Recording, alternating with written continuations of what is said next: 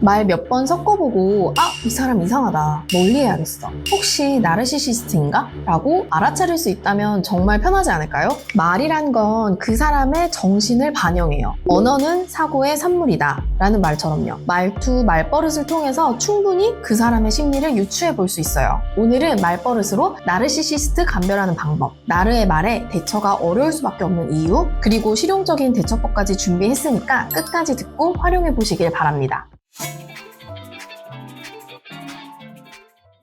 소장님, 나르시시스트는 말투에서 드러난다고 하던데 그런 사람들은 대체 어떤 말을 자주 사용하나요? 너무 신기하게도 그들이 자주 쓰는 말버릇들이 있어요. 나르시시스트는 타인과의 관계에서 다양한 방법으로 영향력을 행사하려고 하잖아요. 이런 특징이 고스란히 언어로 드러나요. 이게 바로 그들의 말버릇, 말 습관이 되는 건데, 이건 나르시시스트들의 고유한 심리 패턴이라고도 볼 수 있어요. 이 특징을 잘 이해하고 관찰하다 보면 나의 반응을 선택하는 게 쉬워져요. 그들의 반응이 너무 뻔하게 느껴져서 분노도 당황도 하지 않을 수 있고요. 이들에게 받는 스트레스 자체가 많이 줄어들 수 있는 거죠. 나르들의 주요 심리 패턴인 복수심, 통제욕구, 책임회피, 특권의식이 실제 말 표현으로는 어떻게 드러나는지 그간의 상담과 저의 개인적 경험을 바탕으로 정리해봤어요. 첫 번째는 복수심에 대한 표현인데요. 나르는 수치감이나 모욕감을 잘 느껴요. 잘 긁힌다고나 할까요? 상대의 의도와 별개로 스스로 많이 긁히는데요. 이럴 때 자신의 괴로움을 상대방도 똑같이 느끼게 해주는 방식으로 자존감 회복을 시도해요. 자기애가 손상됐으니까 공격을 통해서 복구하고 보상하려는 거죠. 이때 많이 쓰는 말버릇으로 나 이거 절대 그냥 못 넘어가, 가만 안 둬, 미안하다고 하면 끝이야? 내가 어떻게 하나 두고 봐, 감히? 지가? 라는 식의 표현을 해요. 이런 표현은 상대방 면전에다가 하는 경우도 있지만, 나르가 어떤 사람에게 열받았을 때 이걸 타인에게 하소연하면서 나오는 표현이기도 해요. 이런 말버릇의 공통적인 부분은 내가 받은 상처는 누군가가 반드시 책임져야 한다는 태도가 담겨 있어요. 자기가 받은 상처나 감정은 온전히 본인이 다뤄야 할 영역이에요. 부당한 것에 대한 항의는 필요한 게 맞고, 나의 불쾌감을 표현하는 건 너무 적절하죠. 그렇지만 항의를 하는 경우 목적이 상황의 개선이나 이 표현, 해결이라면 복수는 상대방을 굴복시키고 괴롭히려는 마음에 가학적이고 집요한 부분에서 적절한 항의와 분명한 차이가 있어요. 이런 차이가 말버릇과 말투에서 드러나는 거죠. 또 용서를 잘 못하기 때문에 예전 일들을 계속 언급하고 뒤끝있는 표현을 통해서 수동공격하는 경우도 있어요. 예를 들면 너 원래 예전에는 뭐뭐 하는데 이번엔 안 그러네? 너 예전엔 뭐 어떻게 했었잖아? 하는 식으로 굳이 맥락상 필요하지 않은 이야기를 해서 본인의 그 나쁜 기분에 보상을 시도하는 거죠. 두 번째는 통제 욕구가 드러나는 말버릇인데요. 뭐 말만 하면 아니 근데 라는 식으로 반박을 준비하고 있어요. 또 영향력을 행사하는 걸 좋아하니까 오지랖을 부리는데 내 말대로 해, 내 말대로. 그래야 후회가 없어.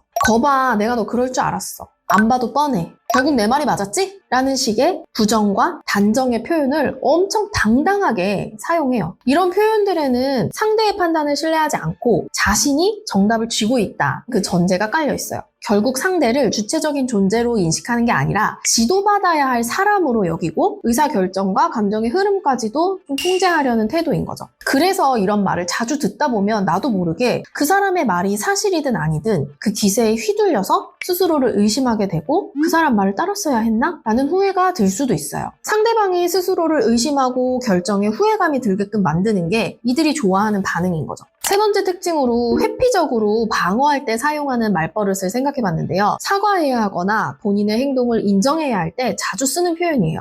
농담인데? 왜 오바야? 아님 말고. 나는 모르지, 네가 그렇게 생각한 건데. 라는 식으로 조롱하거나 부정하거나 모르쇠로 일관하는 거죠. 나르는 자기가 한 말이나 행동에 책임지는 걸 극도로 싫어하잖아요. 그러다 보니까 그럴 만한 일이 안 되도록 모든 걸 가볍게 흘려보내면서 회피해요. 있던 일을 없던 일 만들거나 가볍게 만들어서 문제를 축소하는 거죠. 사과를 굴욕으로 느끼기 때문에 책임지지 않는 말버릇으로 자기가 잘못했다는 느낌을 지우고 싶어 해요. 네 번째 특징은 특권의식이 드러나는 말버릇인데요. 예를 들어 납득이 안 가네? 진짜 이해가 안 돼. 도대체 왜? 아니 이렇게 하면 간단한 거 아니야? 무슨 생각으로 그런 결정을 하는 거야? 라는 식의 표현을 자주 써요. 이 말들에는 상대가 나를 납득시키는 게 당연하고 내 기준에 맞춰야만 올바른 행동이 된다는 전제가 깔려 있는 거죠.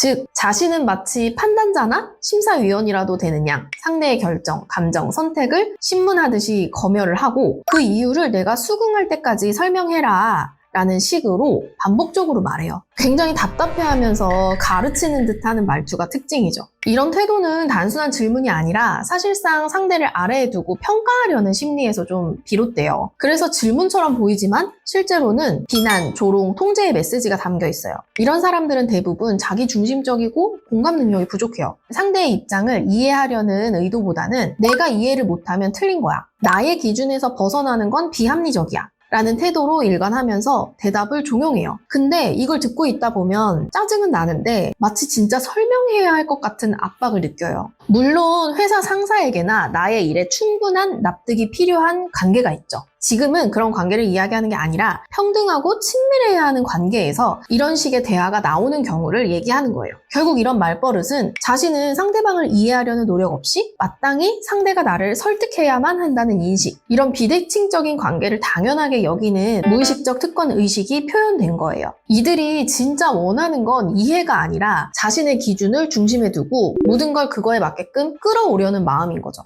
앞서 말씀드린 이런 말버릇들로 그들의 불균형한 관계 인식을 캐치할 수 있어요. 당연히 이런 말을 사용한다고 해서 다 나르시시스트고 문제가 있는 관계다라고 단언할 수는 없어요. 보통 누구나 순간 감정에 치우치면 이런 말들을 할 수 있잖아요. 이런 말버릇을 가진 사람과의 관계가 나에게 해로운지 아닌지 판단할 수 있는 기준을 3가지 정도 정해봤어요. 첫 번째는요, 말버릇의 빈도와 행동인데요. 이 말이 일시적인 감정 표현인지 반복적으로 나타나는 건지 관찰을 해보세요. 복수심과 관련된 말버릇을 많이 하는 사람인 경우에 그럴 만한 사안이 아닌데도 과도하게 반응하고 실제로 복수를 위한 행동을 하는지의 것들을 통해서 이 사람은 일반적이지 않구나 라는 걸 알 수 있죠. 또 말끝마다 판단하려 하거나 자기 상황에 맞게 쉽게 무례해지고 상대가 본인을 마땅히 이해시켜야 한다는 생각에 구체적인 행동 요구들이 있는지 보는 거죠. 예를 들면 계속 강요하는 거예요. 자기 말이 맞다고 확인하듯이 계속 묻는다든지 자기를 이해시켜보라는 듯이 물으면서 왜 못해? 안 해? 라는 눈으로 쳐다본다든지 하는 식으로요. 이들의 말이 진심이라면 그 빈도와 행동에서 파악하실 수 있을 거예요.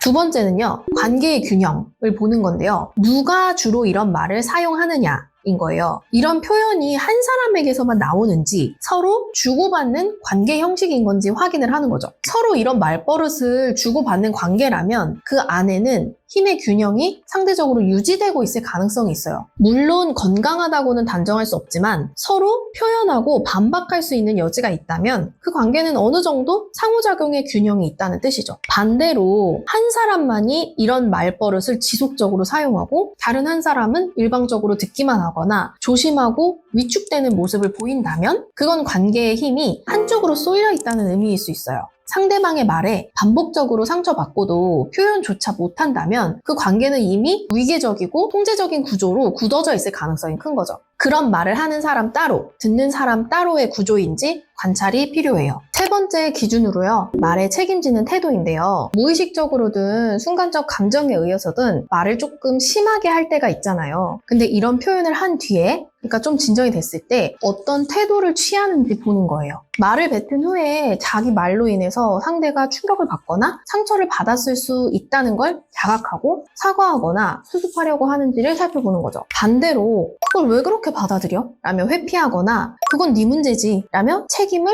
무책임하게 넘긴다거나 아니면 아예 모른 척 한다든가 하면 그냥 그 정도까지의 사람인 거죠. 정리하자면 이런 말들이 얼마나 자주 반복되는지, 누가 주로 사용하는지, 그리고 그 이후에 어떤 태도를 보이는지를 함께 보면 그 사람의 정신적 성숙도를 잘 알 수 있어요. 그럼 그런 말에 계속 휘둘리게 되는 이유가 있을까요? 이런 말을 들으면 당황스럽고 대처가 안 되는 게 너무 당연해요. 왜냐면 이런 말들은 단순히 무례하거나 불쾌한 걸 넘어서서 우리의 감정과 사고 시스템 전체를 압박하는 구조를 갖고 있어요. 이런 압박이 보통의 적절한 경계와 선숙도를 가진 사람들과의 대화에서 경험할 수 없는 당혹스러움을 느끼게 해요. 이런 당혹스러움에 말문이 턱 막히게 되는 거죠. 이런 현상이 일어나는 이유를 알기 쉽게 정리해서 설명해 드릴게요. 이걸 정확히 이해해야 불필요한 자책에서 벗어날 수 있고요. 상대의 의도가 명확하게 이해되면서 상황에 대한 주도권을 가질 수 있어요. 나르들의 이런 말에 휘둘리게 되는 첫 번째 이유는요. 예상하지 못한 방식에 대한 경험 부족인 거죠. 상식적인 사람들에게서의 대화는 공감, 책임, 존중이 전제되어 있잖아요. 기본적인 사회적 규칙을 알고 있는 거죠. 그런데 이 나르들은 이런 규칙 자체를 무시해요. 삶의 태도나 목적이 보통의 사람들과는 너무 다르기 때문에요. 앞서 말씀드린 예시의 표현들은 모두 파괴적인 분노, 조롱, 무책임, 납득을 강요하는 무례함 등등 일상에서 흔히 접할 수 없는 언어적 공격이죠. 평소에 우리는 이런 공격을 대비도, 예측도 할 수 없기 때문에 생각은 멈추고 감정은 놀라고 반응이 얼어붙게 되죠. 두 번째 이유는 의외의 질문은 뇌에 무리를 줘요. 갑작스럽고 예측하지 못한 질문이나 지적을 들으면 뇌는 동시에 여러 과제를 처리하느라 과부하에 걸려요. 상대의 의도도 파악해야 되고 내 기억을 더듬어야 되고 감정도 조절해야 되고 해명을 구성해야 하는 작업들이 동시에 이루어지는 거죠. 우리가 이런 대처를 하기 위해 내가 들어온 정보를 처리해야 하는데 이런 의외성은 적절한 정보를 처리하는데 어려움이 생길 정도로 많은 일을 시키는 거예요. 이 이론에 따르면 새로운 정보나 자극이 갑작스럽게 주어졌을 때 인지적 과부하가 생기고 그로 인해 사고의 정확성과 유연성이 급격히 떨어진다고 나와 있어요. 그 결과 우리의 반응은 말이 꼬이거나 감정이 격하게 올라오거나 사고가 느려지면서 과잉 반응이나 완전한 침묵으로 나타나는 거죠. 즉 의외의 질문 자체가 뇌 작용의 흐름을 중단시켜서 대응을 어렵게 만드는 거죠. 이것과 연결된 세 번째 이유로 해명하라는 압박을 느끼기 때문에 휘둘리기도 해요. 납득이 안 가네? 왜 그렇게 했어? 이건 내가 맞아. 이런 말은 내가 잘 설명하고 답을 해야만 할 것 같은 압박을 줘요. 실제로는 평가, 비난, 판단의 프레임이 씌워져 있어요. 이때 내가 뭘 잘못했나? 내 의견을 잘 설명하면 해결이 될까? 라는 생각을 하게 되는데 상대방이 평가, 비난, 판단할 수 있는 위치에 있다는 느낌에서 이렇게 되는 거예요. 이런 현상을 평가 불안이라는 개념으로 이해할 수 있는데요. 사람이 평가나 시험 같은 상황에 직면했을 때 크고 강한 스트레스와 불안을 느끼면서 위축되고 과잉 설명이나 침묵으로 자기를 억제하게 돼요. 다 너무 자연스러운 반응이죠. 혹시나 이런 상황에 대처를 똑바로 하지 못한 자신에 대해 답답하거나 아쉬움이 드시는 분들이 있다면 그건 여러분이 부족해서가 아니라 그 상황 자체가 이미 비상식적이고 위협적인 관계 구조였기 때문이에요. 이런 상황은 감정, 사고, 신체가 동시에 압박받는 구조라서 누구든지 당황하고 대응이 어려울 수밖에 없습니다. 그럼 그런 사람들한테는 어떻게 말해야 확실하게 대처를 할 수 있을까요? 이런 식의 말을 들었을 때 가장 적절한 대처는 그들의 의도대로 움직이지 않는 거겠죠. 그들이 의도하는 건 여러분의 당황됨, 억울함, 분노, 위축, 자동적인 해명 이런 것들이에요. 즉 감정적으로 흔들리는 여러분을 통해서 통제감을 느끼는 거죠. 그래서 우리가 해야 할 가장 중요한 대응은 반응값을 최소화하는 것. 다시 말해서 의연함을 유지하는 거예요. 자극이 주어졌을 때 마치 큰 의미를 두지 않는 사람처럼 반응을 하는 거예요. 그거의 첫 번째 방법으로 대충 반응하는 건데요. 가끔은 무반응보다 더 적절할 수 있어요. 예를 들어 상대방의 어떤 말을 듣든 아 그럴 수 있지 그렇게 생각할 수도 있겠네요 라고 분명히 얘기하고 말아버리는 거죠. 사과를 요구할 경우엔 그냥 사과를 주고 우월감을 확인하고 싶어하는 반응에는 대충 인정을 줘버리는 식으로 대충 반응을 하는 거예요. 내 말이 맞지? 너 그럴 줄 알았어 라는 반응에 너 말이 맞았네. 맞아 그게 맞았던 것 같아 하는 식이 될 수도 있고요. 자기에게 납득이나 설명을 바랄 때는 글쎄 나도 잘 모르겠네 내가 왜 그랬는지 또는 사실 나도 잘 몰라 그냥 그렇게 됐어 하는 식으로 대꾸는 하되 대충 하는 게 포인트예요. 필요한 만큼만 반응하고 더 이상 대화가 이어지지 않도록 하는 거예요. 이 이상은 내가 뭐 할 말이 없다는 느낌을 주고 더 이상 에너지를 빼지 않는 거죠. 직장이라든지 학교에서 자주 봐야 하는 사람의 관계에서 시도해 볼 수 있을 것 같아요. 두 번째 대처는 분명한 무시인데요. 어떤 반응을 하든 그냥 씹는 거예요. 분명히 상대의 반응을 듣고 봤지만 명확하게 무시하는 거예요. 상대방이 무슨 말이든 먼저 꺼내기 전에 그냥 듣고 차분히 있는 거예요. 상황이 엄청 싸하고 이상해지겠죠. 갑자기 맥락이 뚝 끊기잖아요. 그게 목표예요. 평소와는 다른 반응, 나르의 예상을 뒤집는 반응. 이건 많은 전문가들이 말하는 회색돌 기법인 거죠. 저도 이전 영상에서 몇 차례 언급을 한 적이 있는데 반응을 안 한다는 게 매우 어렵지만 역으로 그들을 벙찌게 만드는 가장 확실한 방법이에요. 대처의 핵심은 마음을 풀어주려고 노력한다거나 납득시키려는 시도를 하지 않는 것에 있어요. 풀어주려는 노력이나 납득이라는 것 자체가 대화로서 상황을 개선시켜보려는 노력이잖아요. 대화라는 거는 정신 수준이 같은 상황에서 이루어져야 효과적이에요. 이런 사람들과의 대화에서 상대가 납득하거나 내가 속 시원해지는 결말을 기대하는 건 거의 불가능에 가까워요. 그들은 말꼬리를 잡거나 감정적으로 교란을 일으키는 식으로 무의미한 소모적 구조로 끌고 가서 자기만이 알 수 있는 승리를 위해서 에너지를 쓸 거예요. 마지막으로 세 번째 대처 방식은 고민을 정말 많이 했어요. 앞에서 말씀드린 대처법과는 정반대의 대응으로 상대의 의도를 활용한 받아치기인데요. 사실 무시하거나 아무렇지 않게 넘길 수 있으면 참 좋지만 그게 어려울 때가 있잖아요. 내 감정을 억압하고 적절히 표현해내지 못하는 게 더 괴로울 수 있어요. 계속 나에게 선을 넘어오는 사람에게 나의 마음을 표현할 수 있는 그 적절한 한마디가 필요할 때가 있다는 걸 너무 잘 알아요. 그래서 최대한 많은 상황에 적용시킬 수 있는 대처 방법이 뭐가 있을지 여러 고민을 하다가 우선 이 방법을 제안드려 볼게요. 상대의 의도를 활용한 받아치기를 위해서 질문을 사용해 보는 건데요. 지금 너는 뭐뭐 하고 싶은 거지? 라는 문장의 틀을 이용해서 상대의 욕구를 질문 형식으로 되짚어주는 방식인데요. 직접적인 비난이나 공격 없이 나는 너가 뭘 원하는지 알고 있어 라는 메시지를 전달하는 거죠. 또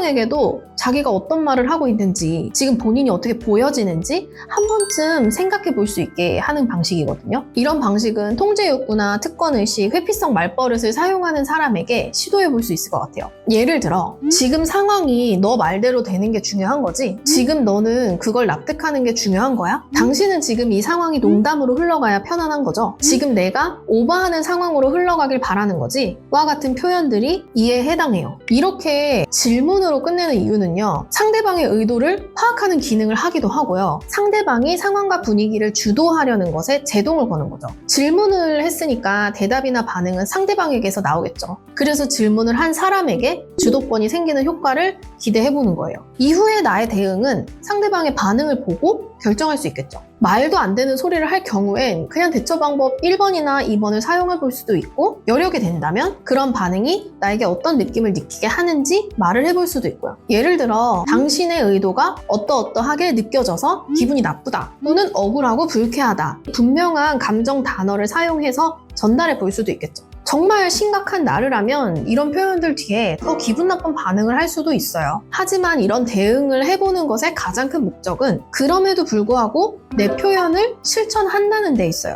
무례함을 무시하는 게 힘들고 한 번쯤은 분명한 메시지를 주고 싶을 때 이런 표현을 시도해 보시면 어떨까 합니다. 이렇게 얘기하는 것 자체가 내가 싸움을 거는 것 같은 기분이 들고 갈등을 촉발시키는 것 같아서 굉장히 큰 부담을 가질 수밖에 없어요. 하지만 내가 평소 하는 다른 방식으로 대처를 하게 되면 그에 따라 예상하지 못한 상황이 펼쳐질 수도 있어요.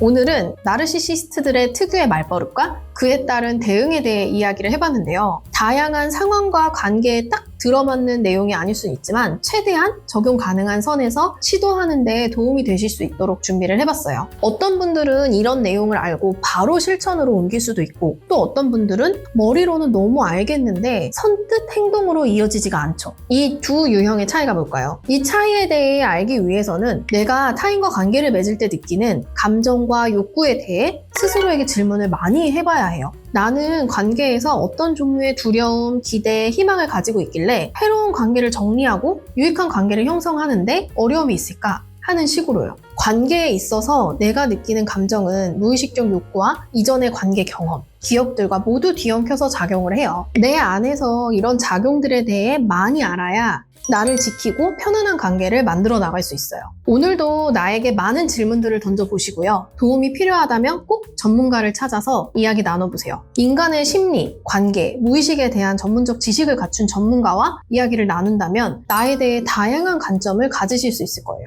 또 나를 지키고 편안한 관계를 만들어가는 데 도움이 될 수 있는 영상을 위에 준비해뒀으니 시청해보세요. 분명 도움이 되실 거예요. 오늘 영상이 도움이 되셨다면 구독, 좋아요, 알림 설정 잊지 마시고요. 여러분의 관계와 감정의 자유를 응원하는 심리상담사 짠토커였습니다.